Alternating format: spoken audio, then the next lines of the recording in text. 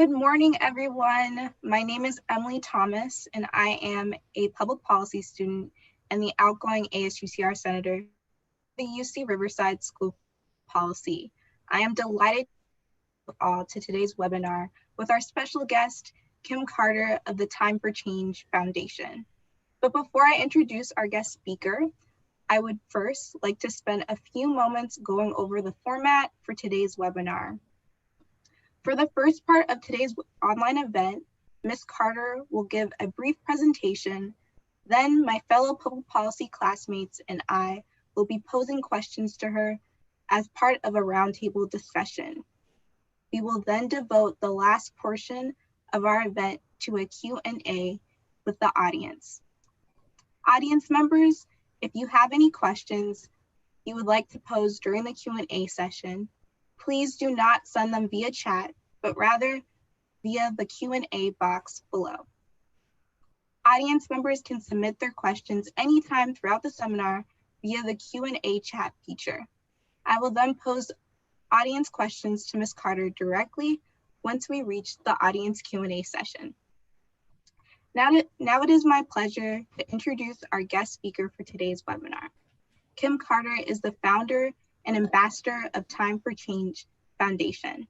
In 2002, she started the organization to create housing for homeless women and their children.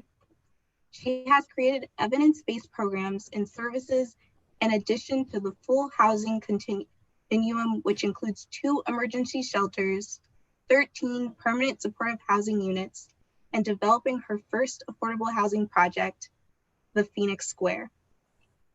The agency's budget has grown 500% since 2002, with current annual revenues exceeding $3 million. Ms. Carter is the author of Invisible Bars: Barriers to Women's Health and Well-Being During and After Incarceration, a scientific, quantitative, and qualitative health report which provides a roadmap for addressing issues that lead to incarceration. She is the recipient of the James Irvine Leadership Award, the Rialto Mayor's 2018 Jewel Award, a Top 10 CNN Heroes Award, and an NAACP Local Hero Award. In addition, she was named one of Ebony Power's 100 Top Influential African Americans.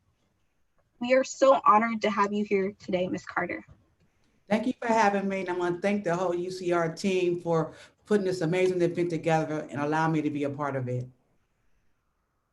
So without further ado, I'm going to go ahead and share my screen and welcome everyone who's in the audience. Thanks for, I guess, selling out on this webinar and going to the YouTube. For those who are following, but let me go ahead and stick with the time. So let me share my screen and get right into the presentation.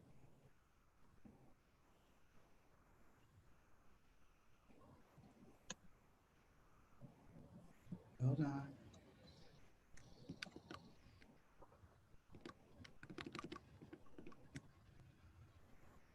Okay, so today we were talking about race, we were talking about poverty, and we were talking about some of those issues that we are being affected by in our community when it comes to the racial divide, most importantly, racism. So what I want to do is I want you to understand that none of this stuff exists with our economy, with our world, without understanding that everything is supported by a system. And so we're talking about system impacted and racial and economically driven, because as we see time and time again, you know, that this world has been built on the backs of Blacks and Indigenous people, and we have a lot to repair in order to move forward. So in order to look at an economy, you got to look at what builds on that economy. So the purpose of this presentation right here is for you guys to understand how this all ties into, you know, building this economic power in our community, how mass incarceration, the proliferation, you know, of the war on drugs, and how we're living right now in what they call a pandemic. But see, the pandemic is just, you know, a widespread information about the epidemic, and the epidemic of incarceration and the epidemic of poverty and other epidemics have been gone widespread for so long. And so the dictionary will tell you that the epidemic is something that's rapidly a spread of a disease, means it spread it really rapidly. And the pandemic is when it goes across city lines, county lines, and across the country. So you see right now with poverty, it's already worldwide. You see right now with incarceration, it's already worldwide. And now we see with this COVID-19, it's already worldwide. So what you have is a clashing of the titans. And then we look at what is being called civil unrest, we see that it's the racism, it's those pillars and those structures that have been supporting, and they're dismantling too. And we know now when the economy is being threatened, we see what the system would do. It will come up with trillions and trillions of dollars of money to hand out to what we call the least of these to get this economy back going again. But the same monies that wasn't able to be there to help with universal health care and to help to make sure that everybody has access to an education. So we see right now when we're looking at disrupting the pillars of racism, you know, white supremacy is all about them keeping that economy going. So let's look at that economy and let's look at this disease. So in 2005, I created what they call the disease of incarceration. What does that mean? That means that I was able to create the epidemiology, which is the pathology of this incarceration, which we was able to see. For any disease to exist, it must have three things: an environment, an agent, and a host. I would like to also say shout out to UC Riverside because I see you guys was a part of our study way back then. So it's kind of like becoming full circle with this thing right here. But what it showed is that with this epidemic and pandemic of incarceration, in order for it to exist, it must have these three things. So the environment, agent, and host, we got to look at what's happening in those places. So let's look at this environment. Right now, we have education systems that are failing. We used to be third or fourth in the world with education. Now we're like down to bottom, like 43 or 45th. So we know that education has not been prioritized for all the people in this United States right here. We know that there's discrimination in access to higher education. And what does that mean? That means that we have a lot of programs at these institutions to retain people of color, to retain minority students, to retain um, women in these institutions. But why do you have to have this extra effort? It's because the system itself was designed with that same racial disparity lens. And so you see these institutions that have these disparities on and on. Let's look and see what's going on with housing. There's not enough affordable housing. There's tons of ordinances about building affordable housing. And when I say affordable, I mean affordable to those essential workers, right? To the ones that we see we need when there's a pandemic involved. We needed our delivery men. We needed our ladies and our men that's working in Walmart. We needed these essential workers in these hospitals, cleaning up these hospital rooms, the ones that's making 10 and $12 an hour. But yet these are the very ones who are on the outskirts of society and really can afford to have housing. We're talking about systems that would prohibit you from having a group home based on who's living in there. And everybody knows right now the unemployment rate is just as high as ever, but it's already been high for people of color. And then we look at this family structure that's been broken, fragmented, and no support. And I just want to say, when I talk about the family system, we have a system called the criminal justice system, which we know is unjust. And now that we can see the first person in that system was the police, and now everybody can see what the police do in our communities of being, overprotected, over surveillanced and underprotected. What we also see is that the husband or the wife of that system is the child welfare system. And just as much harm as the criminal justice system has done to our communities, know that the child welfare system has done that too. And these systems cannot sustain themselves without having bodies. And what bodies? These Black and these brown bodies. So here goes this agent, right? Remember the disease had to have three things: an agent, the host, and the environment. So here go this agent, the police, right? Then we got a legal system that disproportionately sentences people of color. So the darker you are, the longer your sentence is going to be. And then you go into these other places like these prisons, and where did all these prisons come from? They just popped up all over the world in 1980s, 90s. The United States just started going tough on building prisons. And then when you come out of the prison, supposedly have paid your debt to society, you will see that you are not really accepted back into society, and you will continue to have what we call collateral consequences of discrimination. And then you have this government who got tough on crime. And so we got to take a look at where has been our focus. Has it been on supporting families? Has it been on creating jobs? Has it been on housing opportunities? Well, you got to look and see what happened with the money. So during the time when we were having, communities were divested, schools was underperforming, was closing, libraries were shut down. Oh, America found money to build all these institutions, and these are $1 billion facilities, right? Way out in the middle of the boondocks, there's enough money to plant all this. And during this time, we only built one university, and that was the University of Merced. So where did that money come from to build those institutions? That was investment. And those investment need to return those dollars. In order for the prison to work, it must have bodies in it. So I want you to go back to the founding of this country.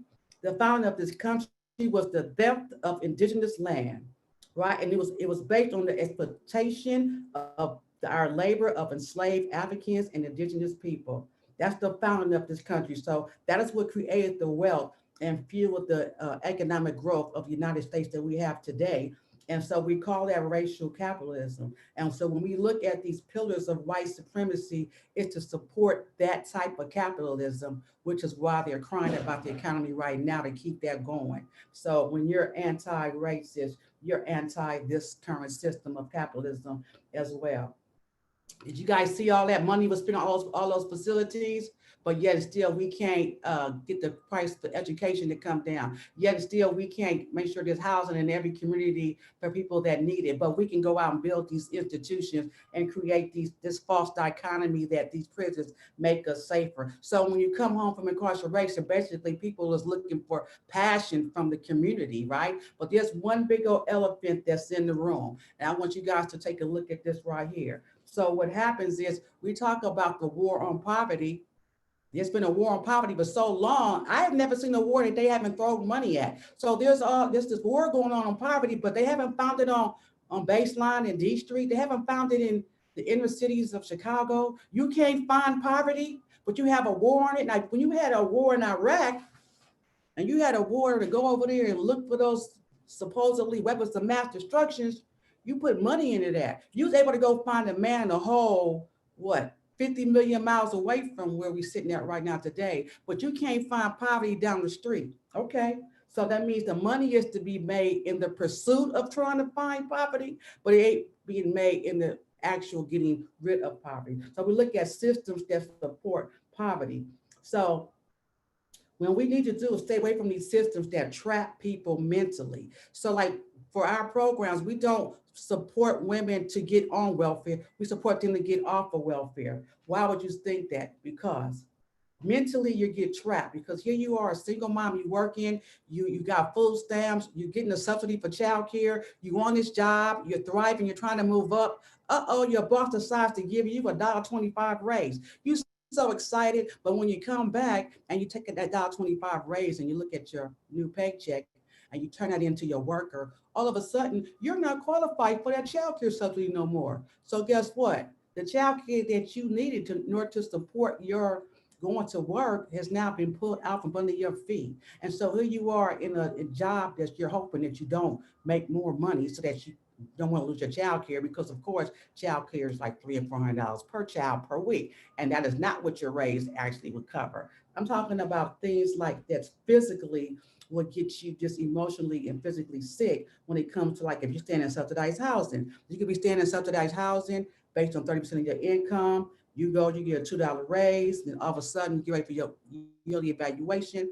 Then all of a sudden now your income is too much, and now you don't qualify for that subsidized housing, even though there's no other affordable housing available. And then when we look at that wealth gap, we know the wealth gap that the top 10% of this nation is earning 90% of making 90% of the money, right? So we know that it's getting wider and wider that gap. And so one of the things that's I'll say is the real problem is that, particularly in the African American community and communities of color, is that we don't have an economic base because we have been the product for this system for so long. We have been the thing they made money off of, just our bodies. It don't matter if we in these elementary schools and we're not graduating. If we sit in that seat, that system get paid. It don't matter if we go to prison, if we get rehabilitated or not. If we sit in, if lay in that bed, they get paid. So they have made money off of our bodies for so long. We have been the product in their economy. And that is why the system does not work for us.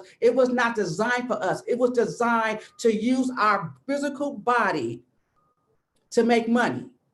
Not to mention the slave labor that goes on into the institutions, not to mention the corralling of all of our shopping and the economic base that our dollars create, the phone calls that cost exorbitant amount for long as it costs. We ain't even gonna talk about that. Just by presence of our physical body in these systems, that's how they make money off of us. So when we try to make money into the Black community and try to build an economic base for ourselves, we're always hit with the other part of the discrimination, where the banks don't want to give loans, and they want to do redlining. We want to try to get homes in better neighborhoods. So we have all this systemic racism system that's been going on for years. So we haven't been able to really pass down that economic wealth. Are you guys with me? Okay, so now I can only see a couple of people. I want to give some thumbs up, so I need some energy coming back at me. All right, all right, all right. So one of the things that I want y'all to also take a look at is that how it is that, like, look, for example, talk about this economic base, right? Maybe 1 decade ago, our Indians did not have the right to have casinos, and they were poor and they were living in trailers, and they were, being oppressed by the system that stole their land, that took away their land, that today have some of their burial artifacts in these institutions. They're trying to get those artifacts repatriated back to them. And so here's this system of, robbing land, stealing bodies, are still upholding some of those same laws today and are taking ownership of other people's belongings. So now that these Indians have been able to create this casino and get these gaming licenses, you will see now that they're creating an economic base. So now they have something that they can grow and build that's only isolated toward them. Right? You don't see everybody popping up casinos because it's something that is designed for the people who have their own sovereignty and their own land, but they're able to create and generate wealth for their community. And this is what we are missing in the African American community. We're missing an economic base, right? And again, for so long, we have been just the thing to make money for other people. My physical body, I've made money for the parole officer. They had to supervise me on parole. It didn't matter I was homeless or not. They just need to know that I was out there. That created a job. Probation, that creates a job. Ankle monitoring, that creates a job. So they've always been able to create a job off of this Black body. And that's why these systems do not work for us. And so we have to get away from these systems, create a system that works for us by dismantling that system, but simultaneously creating a system that works for us. And we can't allow people to keep profiting off of our pain. So what do we do at Time for Change Foundation? We create our own ecosystem. That means we create within our communities what it is that we need. We build our own affordable housing, We create opportunities for entrepreneurship. We teach them national education and money management, We teach women how to have a home of their own. We teach women how to get their children back out of that child welfare system, because that system will not give her the resources they will give that foster care mom. And so we look at these systems that support the separation of families and do not support keeping families together. So we want to shift resources away from policing, put it back to the community. We want to be able to develop our own affordable housing. And that is what we do at Time for Change Foundation. This right here is just one of our facilities. It's called the Phoenix Square. It was built in 2012. Crime-free housing. It's been standing there looking brand new the whole time. It's beautiful. I mean, it is beautiful. And when people walk through there and have a tour, first thing they say is, oh my God, I would live here. And when they say that, I'm thinking, well, why wouldn't you? What did you think? Did you think we built something for low income women that would be under par? Did you think we would give them the least? See, we believe in giving those who need the most, giving them the best. We don't believe a little dab would do you. So when you walk in here, of course it looks like any place that would be $2,000 or $3,000 a month rent. Because why would I build anything else? Because we're low income don't mean we don't like nice things. And so here I am the author of Invisible Bars. This was actually when I did some scholarly work. It's the epidemiology of incarceration, and we used a social ecological modeling. I was able to partner with the public health department, and I was able to partner with, of course, UCR and a lot of brilliant people. But basically, this is like Dr. Diane Woods used to say, we ain't crazy. So see, we ain't crazy. We know exactly what's going on. Then we have this Positive Futures One report that's on our website as well. And what we've had is some really good outcomes for women who have created their own business, doing entrepreneurship, creating assets, creating savings, and tapping into some of those resources that will help you build the wealth. Because right now, wealth building, we're like, as African Americans, less than $1 to compared to a white man's $1. $100. So we're like 99 times below when it comes to actually wealth building, because we constantly are getting stripped of that wealth because the system is not designed for us to accumulate wealth. So I just wanted to share that, and I stayed within my time. And thank you guys. Thank you, Ms. Carter, for your insightful presentation. At this point, I am now going to bring in my fellow classmates for the panel discussion. So our first question comes from Maddie Bunting. Hi, Ms. Carter. I just saw a message in the chat pop up saying you're awesome, and I just have to ditto that. I love everything that you've had to say. And you talked earlier in the presentation about how the US has always, but especially recently, invested in prisons and invested in wars and not invested in reducing poverty or homelessness or issues that touch home to us. And by founding the Time for Change Foundation, you must have noticed a need to support those experiencing homelessness. And in recent months, George Floyd's murder, as well as the Black Lives Matter protests, have caused a discussion and a conversation about defunding the police and funding more community-based social services. So I'm curious, it sounds like you do, but I'd love for you to speak further about if it's beneficial, if local governments collaborated with nonprofits like Time for Change and do work on that local community level in education, in affordable housing, and everything you mentioned. Well, it would be so wonderful if the system would police itself, but it doesn't. It does not self-correct. It's only when we demand change does power concede. It does not concede because it's doing wrong. You have to understand the tentacles of this white supremacy. You have to understand the depths to which it will go to maintain that status. So, for example, the child welfare system harms children.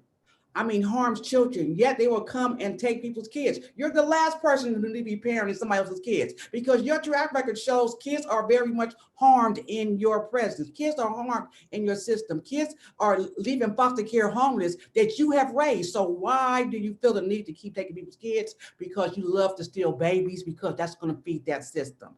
Right? So when we say defund the police, it's like somehow the idea of policing society has been brainwashed into society that it makes us safe. But Black people and brown people know that those systems harm our community. So we don't look forward to them coming into our community and riding around. And I always say, if you feel so safe with them, let them sit on the corner of your house. Go up in suburbia and park your cars and your stuff there so you can feel even safer, because we don't feel safe within my community because they cause harm. Right? And so look at, for example, the educational system. And I had a client who was on her way, after 15 years of free from incarceration, on her way to becoming an RN. She paid to go to school. She was almost finished, and within 2 months of graduation, she was terminated because she had a past felony conviction, but she had been disclosed that. So look how easy these education systems would kick somebody out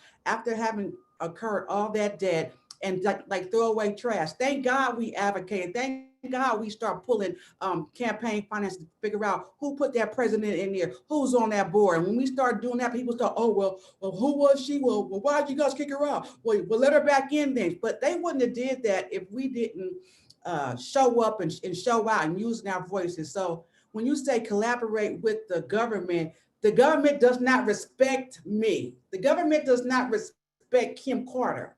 You understand? They don't respect the fact that I am producing evidence-based programs with results, that I am getting evaluators from UCLA and from other institutions to prove that what I am doing is working, that we are eliminating homelessness, we are eliminating recidivism. They do not like that. So they don't want to partner with somebody like me because I'm producing results and I'm giving up evidence, and this evidence that what they're doing is not working. So, it's hard to collaborate with a government who doesn't respect you, right? And me being a Black woman, I think I'm allergic to oppression. I'm allergic to racism because I just break out in shutting that down. Like I just can't take it, and it comes in my spirit and it comes up in my throat. And next thing you know, I'm like, and I gotta say something. I gotta use my voice. And I just choose not to take this brilliance and waste it at a table where I'm not respected as a full human being. So what I'm saying is that we can create what we need ourselves. We don't have to be reliant upon a system of oppression to unoppress us. Hopefully I helped. Yes, no, thank you so much. And I think it's so important to use your voice, and you're doing wonderful things with it. So thank you so much. Thank you. Yes, thank you. Next, we have a question from Daisy Gonzalez. Thank you, Emily. And thank you, Ms. Carter, again, for being here with us and having these discussions that we definitely need to be talking about, I think, especially as university students. My question to you is, can you speak to the importance of family reunification, as well as the importance of the legal and financial struggles of people visiting loved ones who are incarcerated both prior to and during COVID-19? Okay, so family reunification is important, and I'm gonna tell you why. Because when a woman gives birth, there is a connection that is like none other. There is a physical, mental, and spiritual connection of bringing life into this world, and God gifted us with that ability. For the father, there is a connection of procreation. So there is a connection beyond what you could see, touch, or feel. It's just there. And so when we separate children from their family members, they are suffering neurologically. They are suffering from flight. They're suffering anxiety. They're suffering from PTSD. They're suffering from a sense of security. And we separating them from their mother. Let's say for a mother, for example, for what? Don't tell me because she has a addiction, because the last time I checked, a drug addiction was a medical condition. And would you separate a child from their mother if they had epilepsy or if they had cancer? Or would you support that mother through her medical condition and support that family as well? But see, we have turned around and started demonizing and criminalizing women who have an addiction, which is a medical disorder. It's in the DSM book. You see what I'm saying? So it's not even like, oh, I'm just saying it's medical. No, it's medical. It's in the medical, it's addiction, substance use disorder. So why are we demonizing women, taking their children? And then we don't even have nothing to say, oh, because she got high, because she was on drugs, that it did something to her child. Like there's no tangible, okay, I went and tested her. She had smoked marijuana. I'm taking her kids. Did you show that her smoking marijuana deprived her kid of safety, of health, of food, of clothing, of shelter? No, it did not. You as a social worker just decided that it must be unsafe because you're taking this system of oppression and you're perpetuating it. But what are you doing? You're putting that kid into a system that is definitely going to harm. There are 10% of people out of foster care age out and they doing good. The other 90%, they coming to see me later on after prison, or they out there homeless right now, looking for a way to get back into mainstream society. So, the system is not doing good with parenting, number one. Number two, visiting your loved ones in prison is very crucial because you need to make sure they stay connected to the outside, because when you go in there, you're in a whole new world. Let's just say, for example, you were with your friends and you were riding in a stolen car, right? If you knew it was stolen, so you're definitely guilty of stolen car, and you guys had an accident and then somebody got hurt. Now you're in prison because somebody got hurt in that car, in that accident, but yes, you were in the stolen car, so let's not forget that. So now that was your only crime. But now I'm going to put you in prison.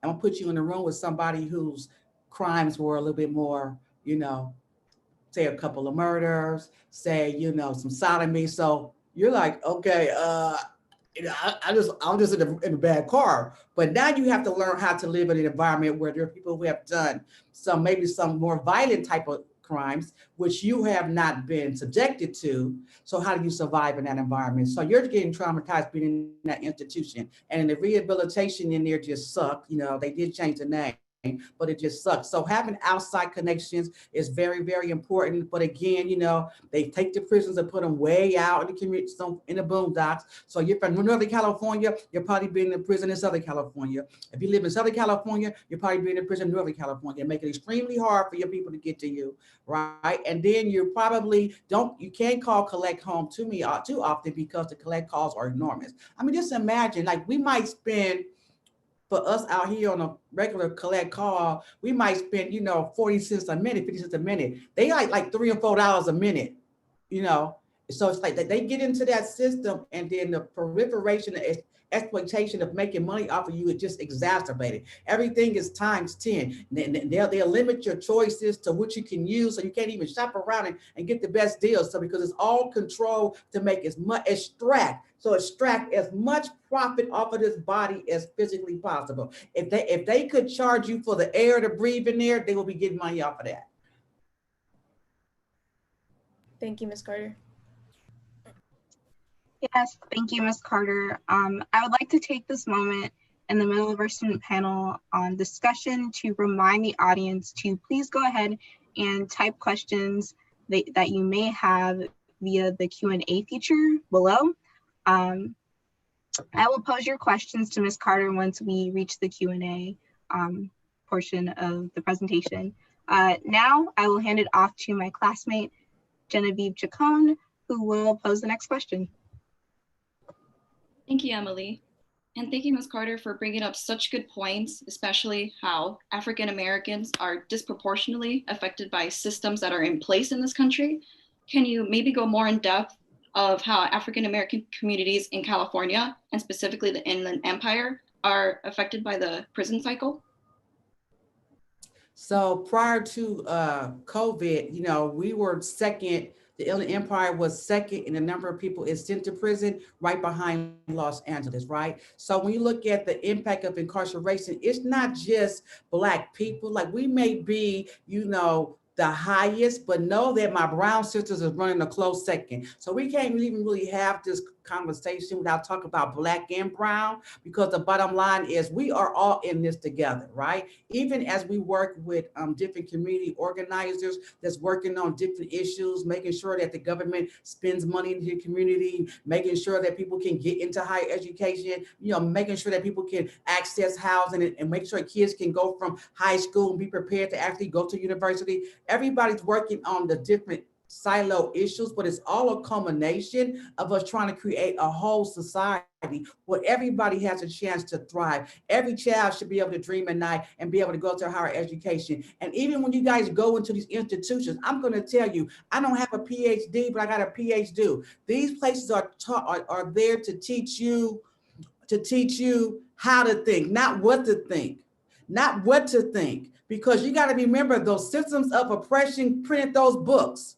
That's why so many times we're not even in the history books. It's like, hello, I know my ancestors was there, hello, I know he was there. I know we the first folks here on this planet. I can look over in Egypt and tell you that we ain't crazy. We must have was smart. We built some pyramids, didn't we? You still don't even know how we did that. Am I right? Am I wrong? So why would you want to erase us from history so blatantly? It's because of the greatness. It's because of the power. And one of the things that I love what I watched on YouTube was this sister said, you know what I'm saying? As Black people, we are so forgiving, but at the same time, do not get it confused with being complacent. Do not get it confused with being subservient.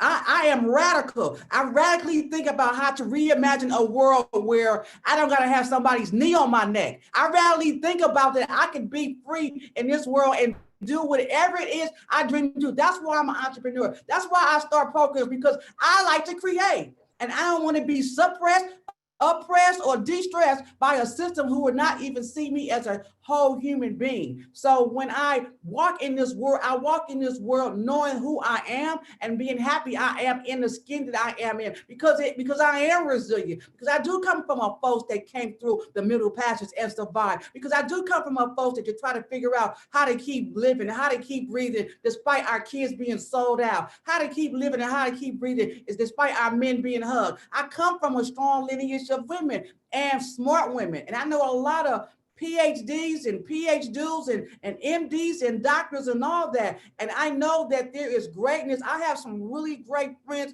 that are white, and they get it. They're not sitting there in the blind like, oh, well, you know, what is that all about? They understand these systems of patriarchy. They understand the systems of oppression. They understand white supremacy, because at the end of the day, they see how it benefits some and not others. There is not an equal access system that's going on here. So yeah, we need to be able to access our own capital, create our own economic base. Why not? Why not? Martin Luther King said this, and he said this in one of his films. He said that he watched, now remember, he was up there talking to presidents and all that, but he watched as the African Americans in the South were starting to try to farm their own land. And they needed some capital to help get the proper equipment and get the irrigation going on that. And he watched how our government brought in white folks from Europe, peasants from Europe over here to this country, and gave them subsidy and gave them money to learn how to farm, to learn how to do the very thing that we had already been doing for free. But rather than support our growth and our mission, you sought to make sure that we would never get a leg up. And every time we think about trying to stand up, we try to pull the book up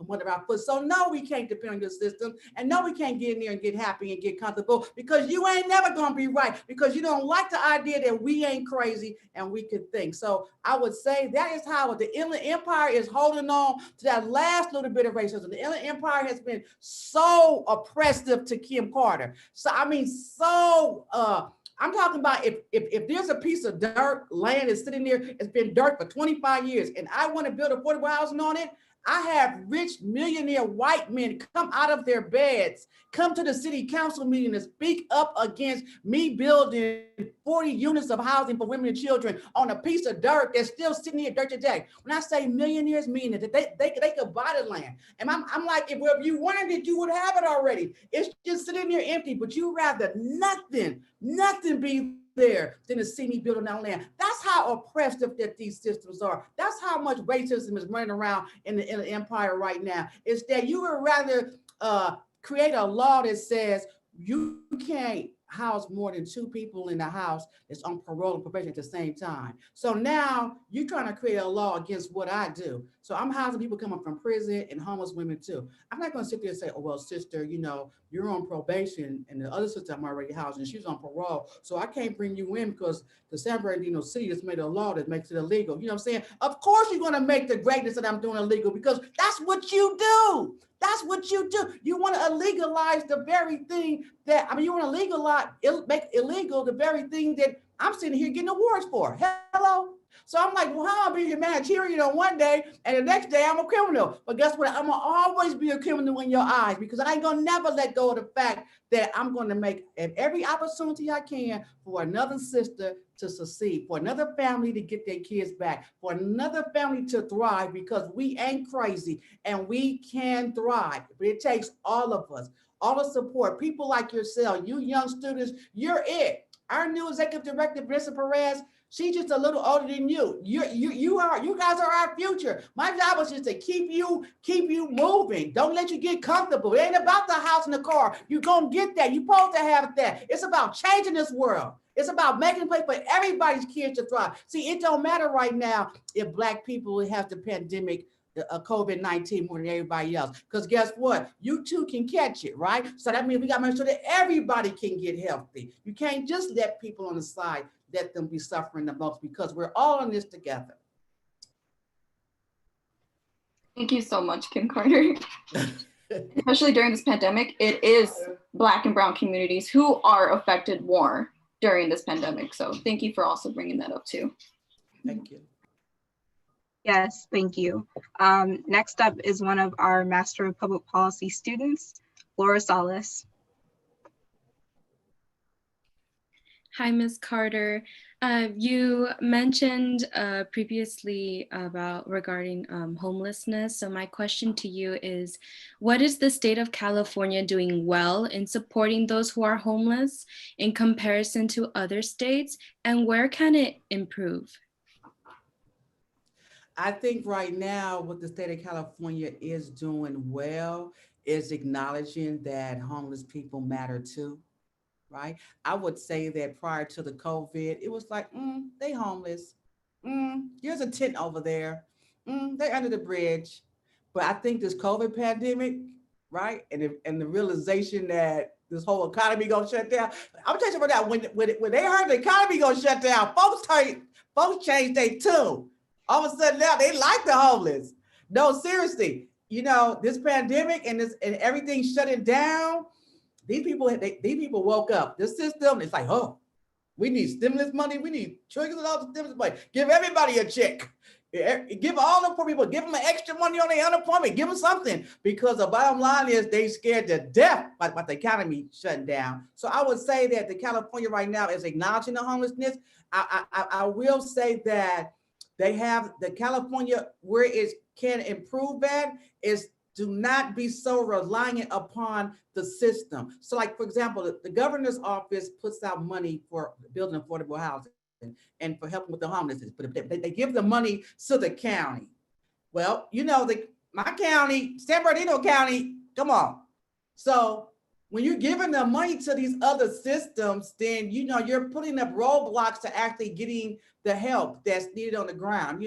I once had a conversation with the director of community and housing for San Bernardino County. I was like, you don't find it kind of strange that me and you both could be in our cars and pull over to a homeless person, and here you are managing all the programs with all these millions of dollars, and you can't get that person housed. But here I am, this managing Time for Change Foundation, I can get that person housed. That don't worry you for you to be over all those programs, because they don't be working. That's why you can't pull over and help nobody, because it's so layered with so much bureaucracy that you can't even make it work. But then you expect people to partner with you and make your stuff work that don't work. So it's like, that is what I think California needs to do, is put their hands into money, get the money out the hands of the sheriff. Bottom line, we don't need the sheriff department working with the homeless. Like, hello, you can't even house people in your jail right now. So why would you want to be working with homeless people? You can't house them neither. So why are you even in the housing program? You're just an overpaid, overrated, right, social worker or a street outreach person. And the real scam is that we're paying you exuberant dollars to do what we can pay somebody $20 an hour to do, which is to go out and communicate and engage with homeless people. And what about all the formerly homeless people that we've had that have been trained up to be leaders, like Sarita Reed and, Tawana? All of these people who have been trained up to be leaders, they can be leading a whole team of people to go out and work with the homeless and get them prepared to, they paperwork, they prepared to get into housing. So quit being so reliant on your lower systems, because everybody knows the system has failed. The system has failed, but we have found a way in our ecosystem to work and to get outcomes. Thank you so much for your great points. Thanks. All right, so we have our last question from our last panelist, Maya Prasad. Thank you so much for taking the time to be here, Ms. Carter. We really appreciate your dedication and enthusiasm on these important issues. My question is, how do you view the future of nonprofits in the Inland Empire and in terms of coalition building and partnerships? Well, I think now is a great time for the coalition building. I think now is a great time for partnerships because pretty much Black and Brown led organizations are empowered to recognize that they can lead, number one, and number two, that it doesn't matter if you're at a table if you're not eating. So if you need to go prepare your own table so that God could do what he said, he's gonna prepare a feast for you in the face of your enemies, then go ahead and set your own table. But it doesn't make sense to sit at a table where you're not being fed, you're not being respected, and you're not making a difference. So I think now is the time for people to really understand that it's okay to say, no, I'm not gonna play in your sandbox because you've been playing unfair for so long. And the thing about it is, we know that it's been unfair, but we still been sitting there because we didn't think we had all the choices. But today, we know we got choices. Today, we know we got choices. And the thing about it is, for those other systems that know that they're not working, and them coalitions, especially them coalitions that's ran by government employees. When government employees be running coalitions, you know, pretty much it's about just having meetings. Because for real, the government employee can't even really make a decision because everything got to go back up. Got to go back up to the boss's boss. So for real, you ain't ready to just move on nothing. So anything that's community-based, led, and driven, and government can support those efforts, the better our community is going to be. Thank you. I would like to say to all the participants out there that if you go to Time for Change Foundation's website, it's www.timeforchangefoundation.org. You can go on there and you can look at our playlist and go on there and look at number 13 or 14. I want you to see the CNN Heroes Award video. Why? Because that award, I'm gonna tell you something. That award, I was standing next to a 16-year-old girl who went backpacking across Europe and wound up in Nepal, started an orphanage and had like 55 children in her orphanage. I was standing next to a man who figured out how to get water up from these mountains down to the village so that these women can be able to spend more time with their children and washing, cooking, and cleaning, as opposed to trekking up this mountain to carry back 3 or 4 buckets. I was standing next to a street doctor who goes underground on the street to make sure that people can get their diabetes medications and make sure they're able to get their chronic health conditions contained. So when I'm standing next to these people who I see are doing amazing work, I'm like, wow, you know, God has really positioned me in a way where I could see the work that we do at Time for Change Foundation, that we're doing amazing work. So when I say that, it's not to brag or boast, but it's to say out of 50,000 nominations across 80 countries, we made it to the top 10. We made it to the top 10 of the world, of the world. So when I say here's a program, an agency that was Black led and still people of color led, that has struggled for investment, that has constantly kept trying to prove ourselves. I always keep trying to say, let me get the researchers, let me get the evidence. They need evidence. I done gave you so much evidence that this worked. I don't got to do evidence no more. I done gave you so much fact upon fact.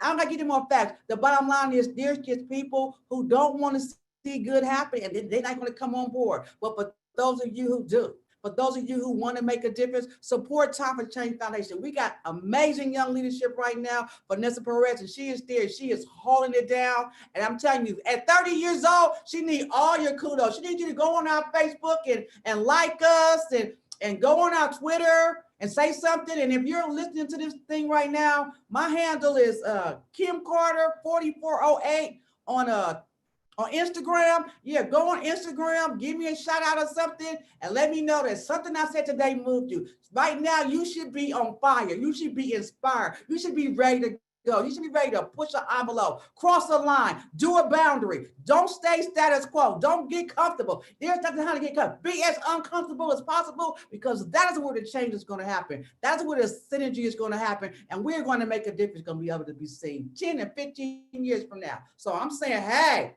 let's do this. Thank you, Ms. Carter, for answering questions from our public policy student panel. At this time, I will now open it up for questions from our audience. I'm going to go ahead and look at the Q&A box. If needed, we will have an extension for time so we can get your questions answered. All right, so our first questions come from Ernie Powell. They ask, where are the strategies for change? What and are there inherent rights in the American system that can lead to change? So one of the things that we can always count on is we can be able to quote the right to life, liberty, and the pursuit of justice, right? Y'all remember that one, right? So inherent and an inalienable right is that one. That's an inalienable right. So as sure as you're breathing, Mr. Powell, as sure as you're standing on all 10 of your toes and you walking, you have the right to do just that. You have the right to think, the right to create, to right to be all that you can be right here in this America, because this is why they say this is the greatest place on earth, because you're supposed to be able to do all that you want. So my point is the change begins with you on the inside and you walking in that.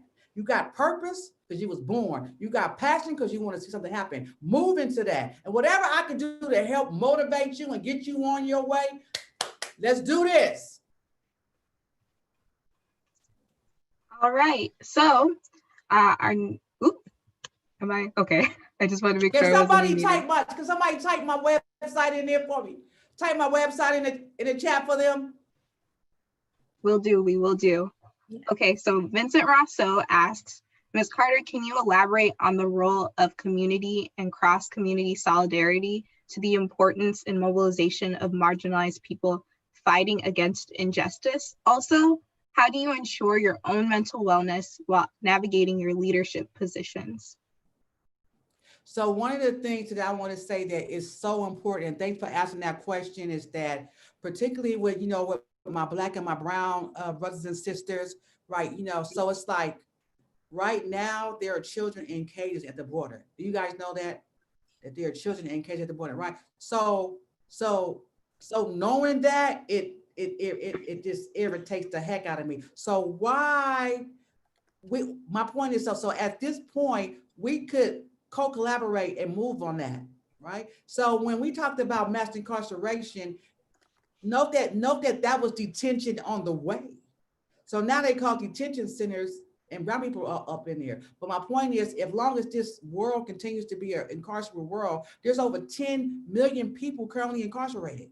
You know what I'm saying? Black and brown, we have to work together on these issues. We have so much alike. So I think it's so important for us to collaborate and for us to, let's put our issues out there. Put our issues out there on the board, pick the top 3.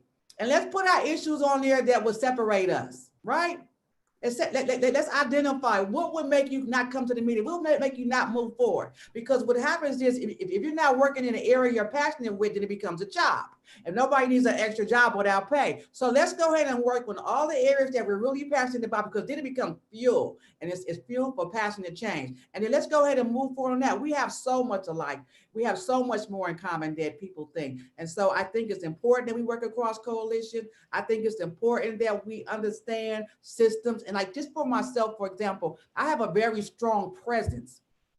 And so my leadership is sometimes just being in the room. It's like I have this presence. I don't know why. That's why I'm a good motivational speaker, and I can move the back of the room because I have a presence. I can just sit it back there and get them on their feet, right? So my leadership tells me that I need to make sure people who are in my presence feel empowered to step up, that I need to pull them in. I need to get them to start talking, because my presence will have them, well, she got it, or have them like go sit back. But my leadership is to pull them up. So I'm a great person to pull people up and put them in the front. Like, come on, like, you got this. I believe in developing leaders.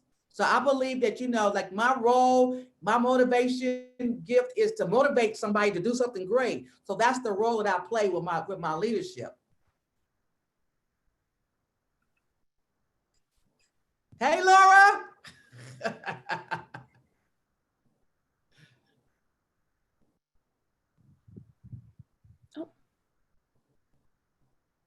Oh, I was muted. All right, let's get the show on the road. So Michael Paul Wong asks, in the state of California, increasingly community colleges are getting into the business of providing housing for their students in order to support students who are homeless. Recently, discharged veterans and lower income. What have you learned about building high quality housing for people with lower incomes that the community colleges could benefit? I've learned how to build them. I've learned how to build them at a very effective cost rate. That's what I've learned how to do. They could benefit from that. So tell them to look me up. Now, here's another website for you, because I have started a company called CHAMP, the Center for Housing Advancement and Motivational Projects. And their website is KIM, S as in Sam, CHAMP, CHAMP.com. Go on there and you'll see all the services I can provide to help people to turn into developing their own affordable housing and how to navigate that system. And this is why I tell you that, you know, we're so brilliant, right? Because nobody would have ever knew that, oh, because can Kim Carter develop affordable housing? Well, she didn't go to school to that, but see, I can do whatever I put my mind to doing. That's what you need to know. You need to know that if I say I'm going to do something, I'm going to get it done because I got the ability to figure it out. That's what I know how to do. And so please tell your university to contact me. And then it goes back to showing you, look, even a university recognized that if I don't help students get housing, what they can afford and sustain them, they won't be able to complete this university, right? And so you get people that's into other social type of work now because of the drastic conditions in the community where something as basic as housing is just not available. And everybody needs housing. You know, when this land was here before the first boat arrived, people were living in teepees. Now you see people right now living in tents. But it's not by choice, because the community, the government is saying, well, I want to build a bridge over here. Well, do I need a new bridge? Well, my people living under the bridge, they ain't driving over the bridge. So I'm like, no to the bridge, right? Yes to housing. So they'll come in and build what they want to build when they want to build it. They're not building for our community. But see, we are supposed to be the government. So the more that I get you elected and get you in the office, the more we can turn the tide. We need to make sure we're voting. Vote, vote, vote, vote, vote, vote, vote, vote, vote. You've got to vote. Make sure you vote. Your vote counts because we have got to turn the tide. And I mean vote for your student body at your school. Start off there. Then vote for your city council. Then vote for your county board of supervisors. And then vote for your state. And then vote for your federal people. But my point is your vote counts. And it's more y'all than us. I'm baby boomer. I'm baby boomer. Y'all got this. Y'all got this. All right, thank you for your answer. Nikki Detman asks or says, great information. Can Ms. Carter speak about the school to prison pipeline and how the community advocates to break the system? Hello, hey, Miss Nikki. So, you know, the school to prison pipeline is just this at third grade, right? Those third grade test scores. So the prison industrial complex, which is what it is, has decided to tap into the school system and find out how many third grades you got that's filling on this standard test for reading. And based on that numbers, how they decide how fast and when to build these prisons using those third grade test scores. So my thing is, why is a school system able to be operating when it's not even able to educate kids in the first, second grade to be able to read by the third? So the question goes back to, when can we have schools accountable to delivering on the education that they promised? And you can't blame the student because the student came to learn. That means you need to reshuffle your delivery process. You need to be able to engage students with different learning styles. You just can't keep standing there being no lecturer if ain't nobody learning. So how do we hold those schools accountable to actually delivering what they promised on? Because do you think it's fair if we have schools and we have school superintendents, and these school superintendents is getting, you know, $50,000 and $60,000 raises and stuff, but they not graduating but 10% of the kids? Does that seem right to y'all?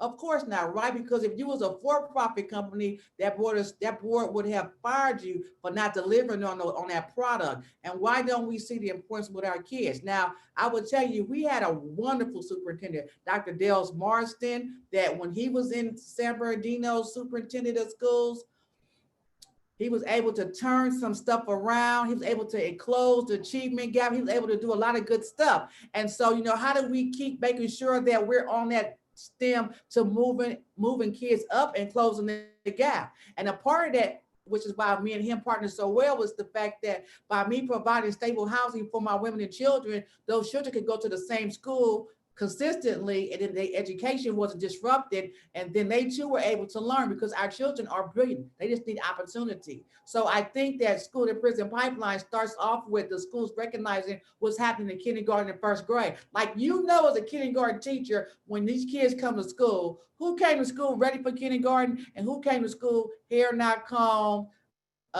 clothes not prepared for, like, the first day of school, you got to have a new outfit. Everybody know that, right? First day of school, you got to have a new outfit. When you in kindergarten, you got to be cute. That's just how it goes. Now, every kindergarten teacher can look and tell what kid hasn't had that proper support, right? So at that point, that should be a sign to how do we support this family to be able to support this kid, to be able to have this kid prepared for school, because a lot of it comes back to family support. People are dealing with, you know, stress, they're dealing with mental health, they're dealing with poverty, they're dealing with lack of access, they're dealing with low opportunity. So we got to come together as a family. That's why I want to defund child welfare and fund family support.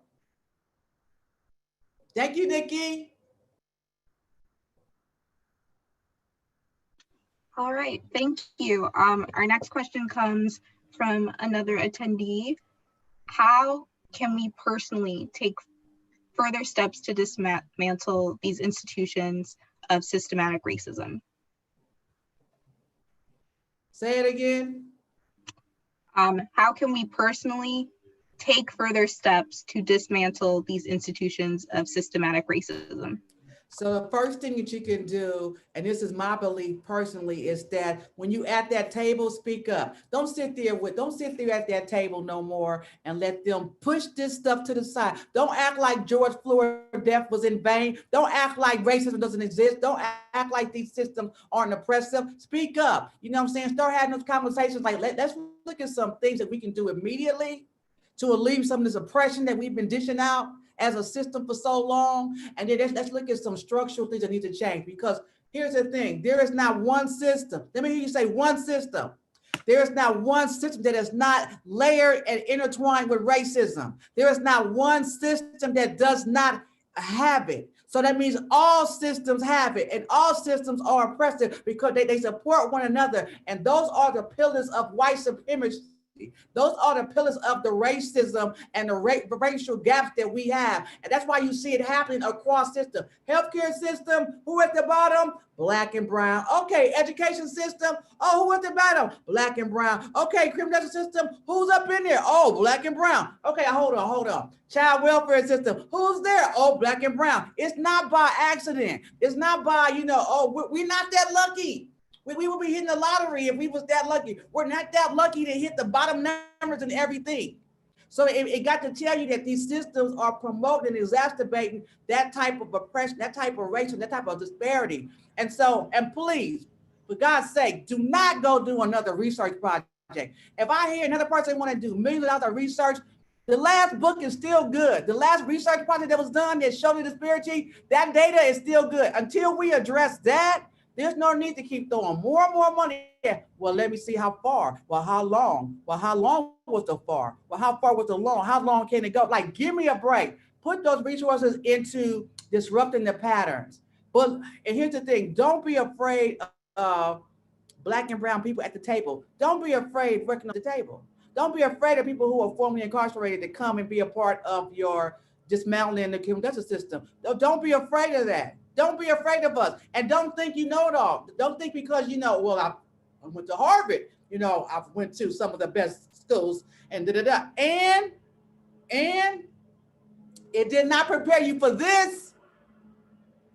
The only thing changing this world right now is street soldiers. If people on the front line, on the ground, is moving this social change. It is not because somebody did a research project and discovered that things are really bad over there. You been knew that. You still haven't poured money over there. You been knew it was a fire. You still haven't put water over there. That is how you sustain the disparities. That's how you keep this thing going on and on, because you want to keep researching it. Now it's time to do something about it.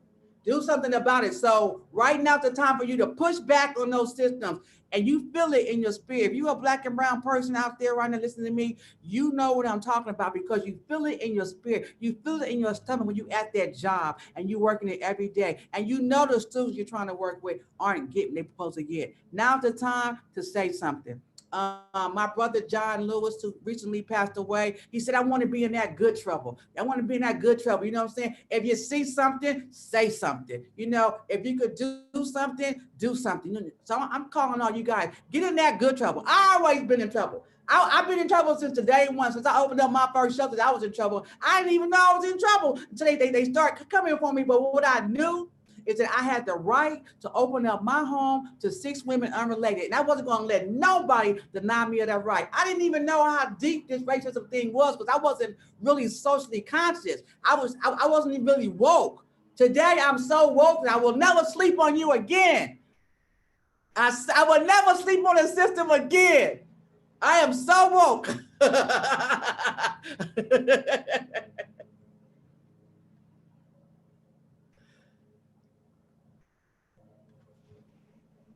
Yes. It seems like one of our panelists has one more questions, and then we'll get back to our attendees. But Laura? Hi, Ms. Carter. Thank you, Emily. My question is, what motivated you to establish your organization, Time for Change? I want to say that it was spiritual led. I was working at the National Orange Show. I had my job, I had my office, I had my car, my little relationship. I was doing good, had a little house. I just didn't have a dog. And so I was minding my own business, and I was doing 12. I'm in recovery. I have 26 years clean and sober. And so I was doing 12-step meetings, and I was being a speaker, and I was being of service, and I was being a leader, helping women to get in recovery. And God was like, I didn't bring you all this far for you to get comfortable in this little office. I was like, oh, you talking to me? He was like, I ain't bring you this far to get comfortable. I need you to help women who was just like you. So I thought maybe I need to take on more sponsees to help more women in recovery. But it wasn't that. I was being called to help women who wanted to change, but needed a place to change at. So all the time I got out of prison, I would come home. I really didn't have a home to come to, but I wouldn't tell nobody. So I would basically just get out, and I would be homeless, and I would wind up back in again. Then I would get out, and I would be homeless. I would go back in again. I didn't know nothing about no shelters. And if I did, I wouldn't have went in one, because I would have had an idea what a shelter looked like. And they'd be like, nah, I'm cool, right? I'll stay out here on the streets. And so when I started Time for Change Foundation, I wanted to still keep my job and open up this home. But the women, they were needy. I needed to give them all my attention. So the Lord was like, leave your job. I'm like, no, you ain't say leave my job, because, I got a really good check coming right now. I probably was at like $45,000 a year, but coming from prison and getting that check, it was like a good check. I could afford my rent. I could afford my car note. I had my daughter back. So, you ain't say leave my job. And the one thing that I had held on to was that health insurance. And right before I gave my resignation to the job, the company came and said, we're going to stop giving health insurance to level 1 and 2 employees. And I was like, well, no, because I work in the accounting department, and we got enough money that if everybody gave a copay, we could all have insurance. And the power to be was like, no, that's not what we want to do. We want to just cut y'all's insurances off and keep ours. So I'm like, oh, again, not having no voice to make any changes. And so God was telling me to leave my job. So my sobriety birthday is March 15th. April 1st is the first day of no health insurance. So I was like, okay, Lord, my sobriety birthday, I'm putting in my resignation. April 1st, I'm done with this job. I stepped out on faith. And from that day, just stay right here, I haven't went without nothing. That's how you know God is a provider. He supplies all of our needs, because I haven't went without nothing, and everything that I have tried to do has been blessed. Every time I have ran into some obstacle, I've been able to get over it. If I have to fight it, scratch it, kick it, step on it, stop on it, or burn it up, but I'm moving. I have not been comfortable with oppression. I fight through that, and I've constantly been seeking more knowledge. I have to go learn what it is that I don't know. I go learn. I don't depend on a system to educate me about nothing, because you're going to miseducate me. I go get what I need to know for myself. And so, I I found out I love to read. I found out that I never had a problem with rules and regulations. I just need to know what they are. I don't like the game playing, the game changing on me in the middle of the game. I'm not good for you starting off with me one way and then later on come to me and say, well, no, because what we really meant was don't change the rules on me because how we start is how we're gonna end. And so those are the things that I did when I first got started in Time State Foundation. And from then we've done, like I said, we've done evidence-based programs. We have multi-billion-dollar programs. We have a program called Positive Futures 2, which is basically an evidence-based crime prevention program. And basically what it does is help women coming from prison. So we did a model, 220 women from prison who had mental health, dual diagnosed, substance abuse disorder, coming back to 5 cities in San Bernardino County. And we eliminated recidivism for 3 years. And they hired UCLA as the evaluator for that project. And so that at that moment right there show people for this investment right here, we can eliminate recidivism, we can get women, their children back, we can help them get back into society, become taxpayer citizens. So I thought I was going to be flooded with all kind of money. Oh yeah, I got my evidence, Dr. So-and-so even proved that it's working and all that. No, they was not trying to fund that evidence. They rather fund the system than fund something that would dismantle the system. But fortunately, we was able to, 2 years later, we was able to get another 5-year commitment. So we got like a $2.2 billion grant to work that same program. And we're doing it in San Bernardino County right now. Again, thanks to Phyllis Scott, who's doing amazing. She's our director of operations, formerly incarcerated herself, and she's leading that program. And I'm telling you, we're one of 15 in the whole United States. And when we go to those meetings, they're looking at us like, how do you guys get these formerly incarcerated women to come back to you? How do you get them to talk to you? And we're like, because we're formerly incarcerated. Hello. Because we are our community. We are the people that I help. And that's why they feel so much love. They feel so much connection to Time State Foundation because we actually are the people. Thank you so much for your input. All right. Somebody asked about the going back to school in the chat box and about the kids. And so, I do want to say that at the Time State Foundation shelter, we have been, struggling with how to best support our children in our education center, our learning centers that we have in our shelters because of the school, because when you live in shared housing, the way we have our housing programs in San Bernardino City, that it's like if one person comes back with the COVID, the whole house going to get the COVID. And then that means that our staff going to have to engage or interact with somebody with the COVID, which puts everybody at risk. And we don't want to do that. So we've been looking at, safety plans. So what's the safety plan if one of our families get the COVID? Well, we know we can do a 14-day quarantine in a hotel. We have resources for that. And we're getting ready to open up another home just so that we could have another place for women and children who are escaping the COVID, have already done 14 days and want to be able to re-enter back into a home style setting. We're also thinking about the thousands of people who are going to be up for eviction because of this rent moratorium that has recently been expired. And even if it does get extended a little bit longer, it's just kicking the ball down the road. At the end of the day, if you needed money to pay your rent now, you're going to need twice as much later on. And so there's going to be a huge slew of evictions, and people will be entering the homeless situations. And we want to be able to help those families to get rapidly rehoused. We want to be able to build affordable housing. I love to build. I love to pick out doorknobs and colors and pick out splash walls and counters and color toilets and nice sinks and brushed nickel fixtures. Like I just love to do that. I'm in my world and I'm able to do that, and I do it cost effectively. See, I do it cost effectively, and that's what that accounting classes and stuff done for me. I'm able to manage multi-million-dollar budgets, and everything is appropriated correctly. So, again, UCR, you want to build some affordable housing, use a community-based developer like Kim Carter from Time for Change Foundation so that we can supply all of your needs, and then you can keep the money in the community. You don't got to give it to Orange County to come out and build for you. We right here. We right here. So anyway, back to the people, the kids at school. We're just trying to make sure that our kids are safe. We don't know what's going to happen in the city of San Bernardino, particularly. One thing for sure, if people not prepared for testing, they're not prepared for getting those results, then they're not prepared. We don't want to send our kids out there in the harm's way. We don't want to put our women in the harm's way. So whatever we can to do to support homeschooling, support having people do virtual with our kids, and have our staff be able to give kids different activities in our big backyard. We're looking to do that. We do not want to infect the house. We do not want to infect our children. Thank you. All right, so you answered that question. Willie Lang has another question. Why do you think these evils continue to proliferate with all the Black attorneys, social workers, counselors, and judges in the field? What do you think it will take to change our investment in the status quo? I think we need to, like I said before, we need to get you guys elected into the system, because see, we elect those judges, we elect those DAs, we elect those sheriffs. So again, we need to get our people in position.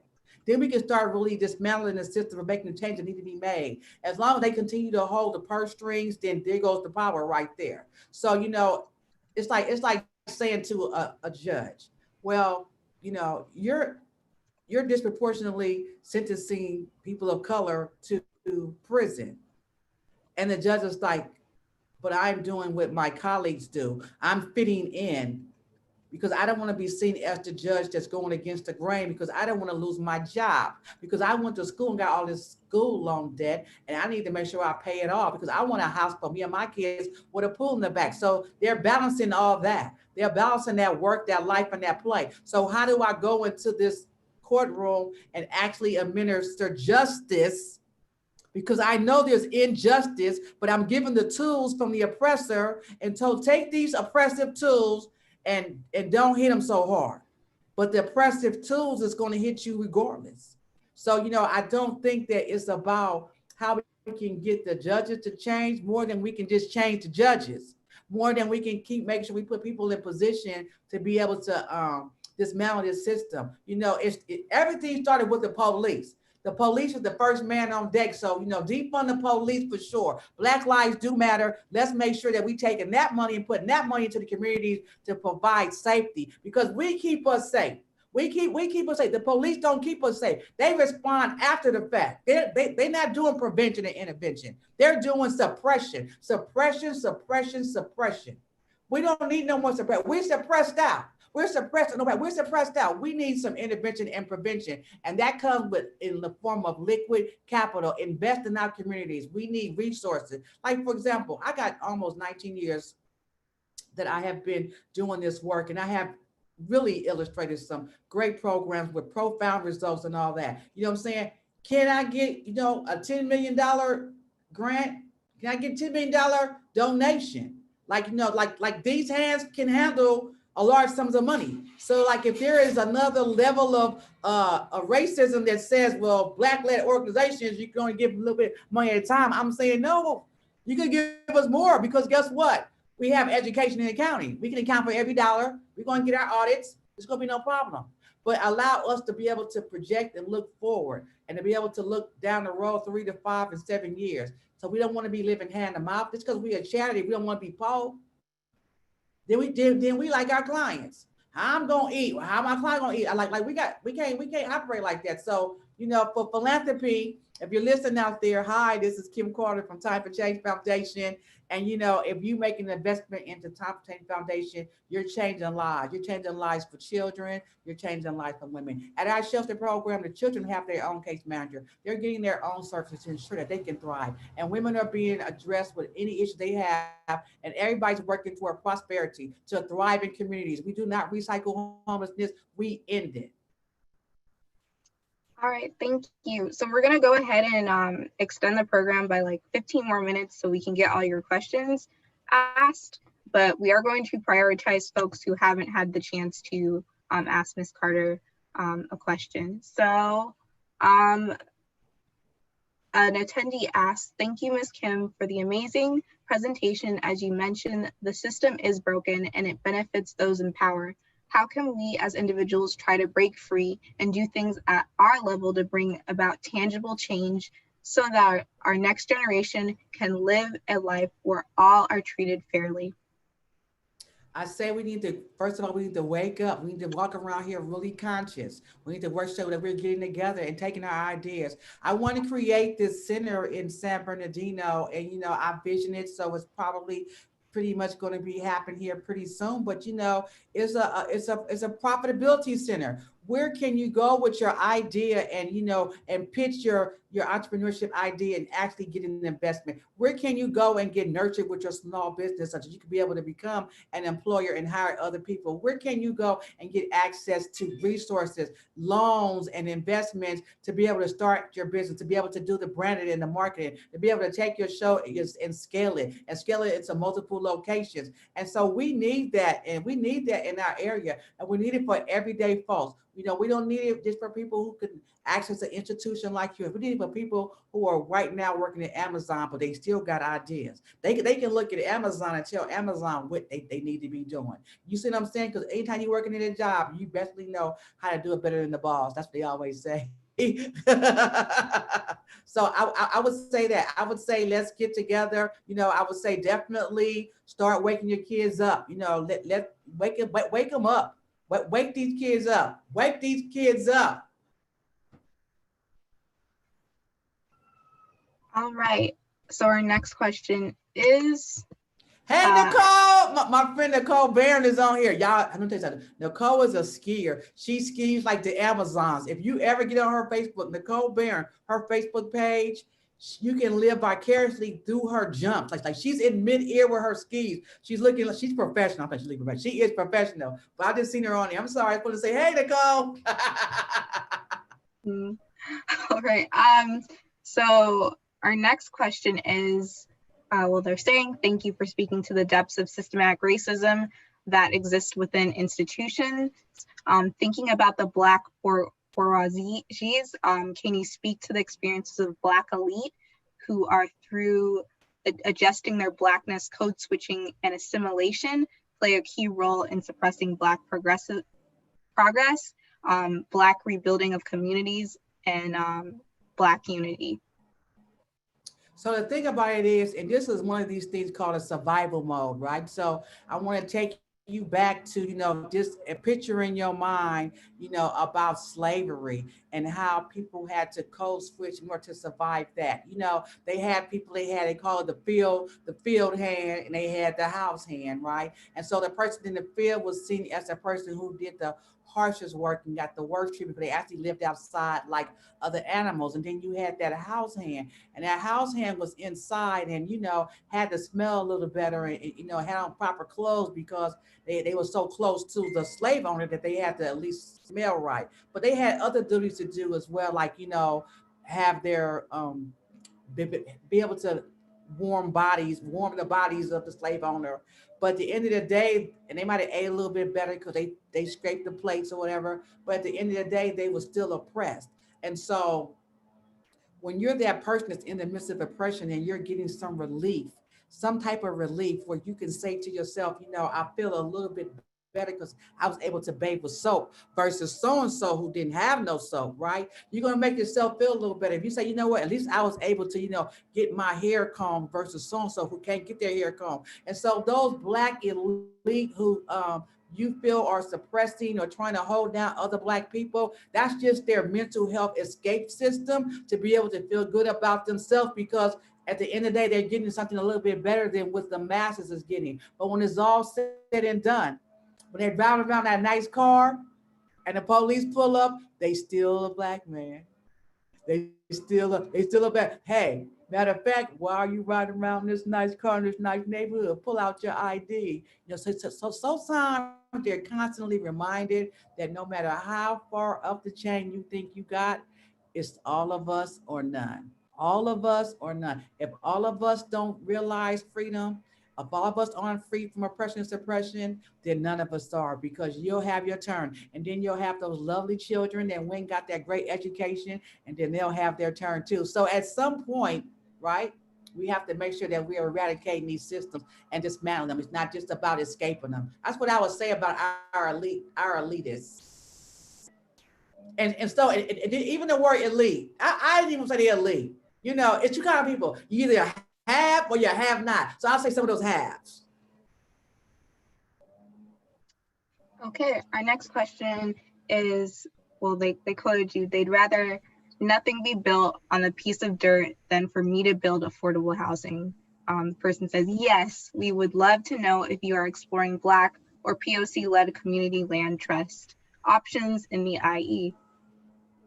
So the thing is, I have looked into community land trust. This was years ago. This was years ago. And so it's like anything else. The community is circling around the wagon, building up the power in order to claim and stake hold of land, right? So you got to know that the community land trusts are fighting against the oppressive system for land. And so if there is a community land trust out there that's listening right now, and you have land that you're willing to not oppress me with, but allow me access to so that I can build affordable housing, please call me 951-217-0971. That is my phone number, 951-217-0971. Call me.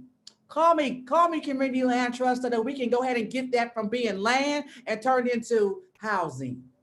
Because at this point, with the rate of disparity and the shortage that we have, there should be no land, no community land trust that's not developed because people are living under the bridge right now. So what are we waiting on? Thank you. Our next question is, thank you, Ms. Carter. How can we change the system in which we have to ask and protest for legislation that legitimizes the freedom in the white masses' eyes that we already know we have? I will go back to the original point again, right? You are the change that you are looking for. Be the change that you want to see. We need people in office, running for office, so we can get you in office, so you can go on in and you can make that legislation that you need to happen. In the meantime, you got to find these progressive legislators who will do the work of the community. I will say there are some there, you know, especially in the Inland Empire. You got Eloise Reyes, you got her there, you got Connie that's there that have carried progressive bills and took it all the way to the finish line. They not no starters and then turn around to be quitters. So you do have some there. But I would say that, you know, that's what we have to do. We have to build the leadership that we're looking for. We have to make sure that's going to be there to represent us in the Capitol. So many times we send folks to Washington or we send them to Sacramento and then we quit following them. No, now's when you got to hold them accountable. They said anything to get elected. Now we got to see what they're going to do once they get up in here. Now we got to hold them accountable for that. So I'll say that that's one of the things, you know, and we make laws. So at Top Tape Foundation, we went from breaking laws to making laws. So we make laws. So we have ideas for laws. We have Sarita Reach, our policy advocate. We are making laws. We're in Sacramento. We're working some bills right now that we're pushing to get passed. So, you know, you have the ability to have that, to spark the idea that's going to have the next law to be changed, this law to be made and then changed. So please bring that to fruition.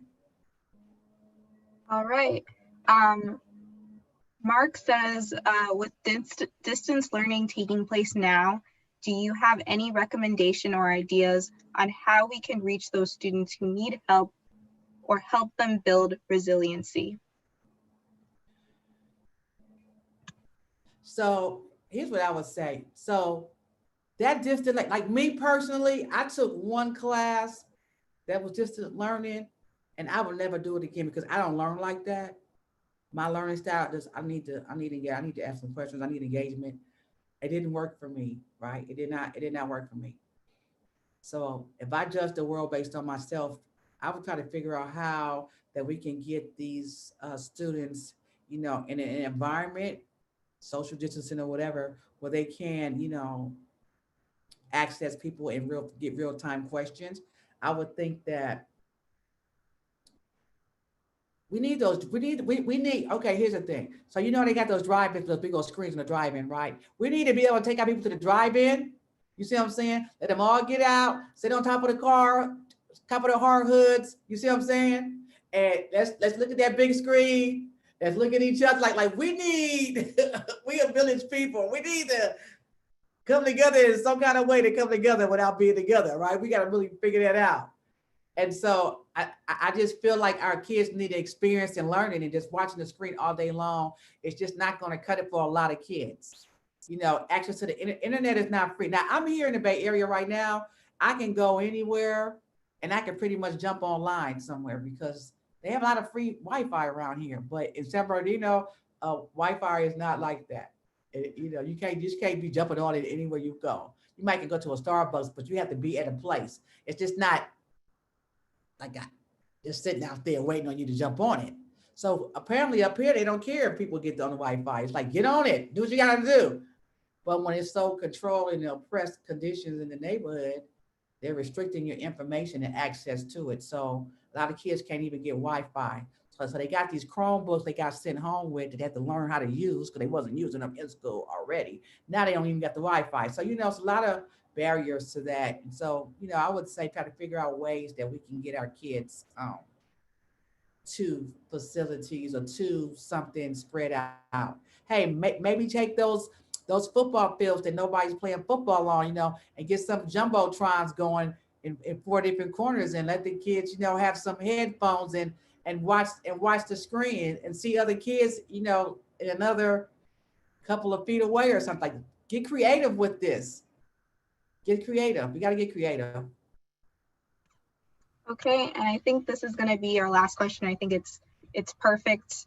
Does Time for Change have Foundation offer opportunities for students and young people to get involved, like internships, fellowships, and collaborations with universities? Yes. So Vanessa Perez is our executive director, and she's young, just like you guys, and she loves to work with students.